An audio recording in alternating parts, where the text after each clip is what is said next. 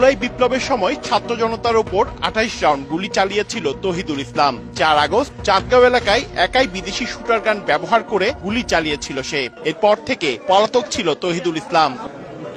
গোয়েন্দা তথ্যের ভিত্তিতে অভিযান পরিচালনা করে শুক্রবার বিকালে সাতক্ষীরার কামারনগর এলাকা থেকে তাকে গ্রেফতার করে পুলিশ। চাঁদগাঁও থানার সাবেক সিটি কর্পোরেশনের কাউন্সিলর এসরারুল হক এসডালের নির্দেশে ও টাকার বিনিময়ে ছাত্র জনতার উপর হামলার কথা স্বীকার করে গ্রেফতারকৃত আসামি। এর মধ্যে বলতে যে তোকে টাকা দিব আর আমারও পুরনো অনেক মামলা আছে, এই কাজটা করলে মামলা সব।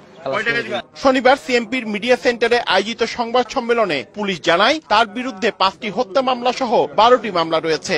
এই যে অস্ত্রটি আমরা ফেসবুক সহ বিভিন্ন সামাজিক যোগাযোগ মাধ্যমে দেখেছি, এটি পাকিস্তানি তৈরি একটি অস্ত্র, শুটার গান।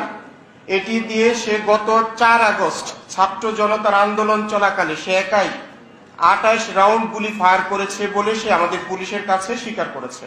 ছাত্র জনতার উপর গুলি বর্ষণকারী বিদেশি অস্ত্রটি উদ্ধারে কাজ চলছে বলে জানিয়েছে পুলিশ। দেখুন, আমরা কিন্তু পার্থপ্রতিম বিশ্বাস, সময় সংবাদ, চট্টগ্রাম।